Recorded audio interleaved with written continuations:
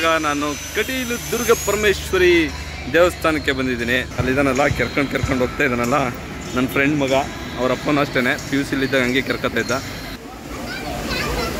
ಏನಾಗಿದೆ? ಜಾರು ಬಂಡಿ ಇದೆಯಾ ಅಲ್ಲಿ?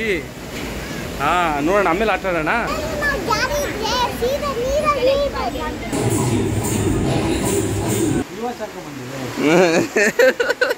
ನಾನು ವಾಚ್ ಹಾಕೋ ಬಂದೆ, ಅದಕ್ಕೆ ನನ್ನ ಮಗ ಬೈತಾವನೆ. ದೇವಸ್ಥಾನದಲ್ಲಿ ಇದೆಯಾ ಮರ, ಬೈಬಾರ್ದು.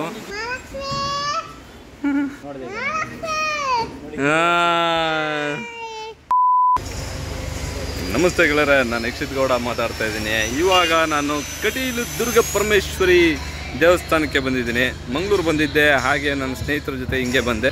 ನೋಡಿ, ಇದೇ ಕಟೀಲು ದುರ್ಗ ಪರಮೇಶ್ವರಿ ದೇವಸ್ಥಾನ.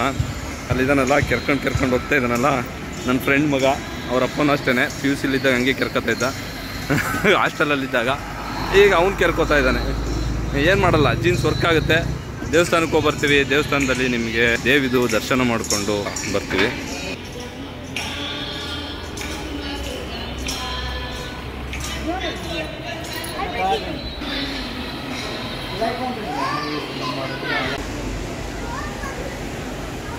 ಎಳ್ನೀರು ಕೊಡಿ ಒಂದು. ಮತ್ತು ಪುಷ್ಪಾರ್ಚನೆ ಮಾಡೋದಕ್ಕೆ ಇದು ಬರುತ್ತಲ್ಲ, ಅದೇ ಅದು ಅಲ್ಲಿ ಕೊಟ್ಟು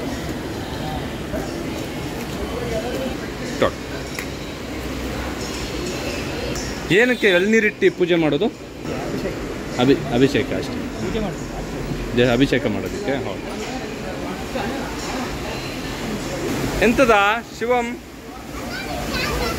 ಏನಾಗಿದೆ? ಜಾರು ಬಂಡಿ ಇದೆಯಾ ಅಲ್ಲಿ? ಹಾಂ, ನೋಡೋಣ, ಆಮೇಲೆ ಆಟ ಆಡೋಣ.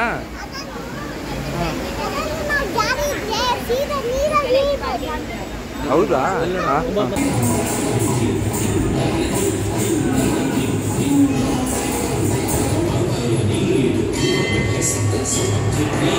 ನನಗೆ ಕಟೀಲು ದುರ್ಗಾ ಪರಮೇಶ್ವರಿ ಬಗ್ಗೆ ನನಗೆ ಅಷ್ಟು ಗೊತ್ತಿಲ್ಲ, ದೇವಸ್ಥಾನದ ಬಗ್ಗೆ. ಬಟ್ ತುಂಬ ಪ್ರಚಾರದಲ್ಲಿದೆ ಅನ್ನೋದು ನನಗೆ ಗೊತ್ತಿದೆ.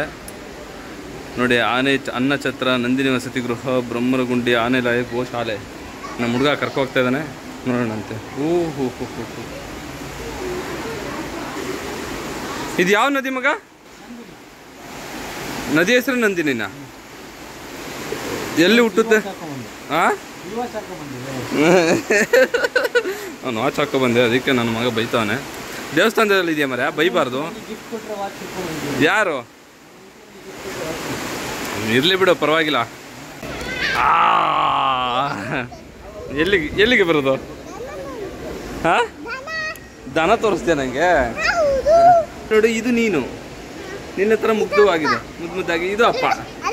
ಹಾಂ, ಇದು ಅಪ್ಪ. ಹೌದಾ? ನಿನ್ನ ಬಿಡಬೇಕ ನಿನ್ನನ್ನು?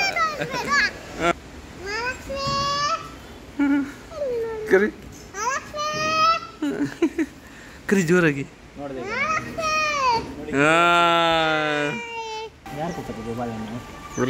ಥ್ಯಾಂಕ್ಸ್ ಹೇಳು ಅವ್ರಿಗೆ. ಹಾಂ, ಎಸಿ. ಓ,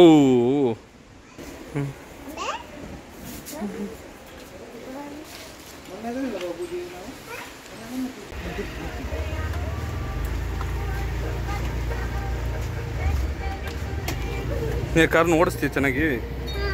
ಹಾಂ, ಹಾಗೆಲ್ಲ ಓಡಿಸ್ತೀಯಾ?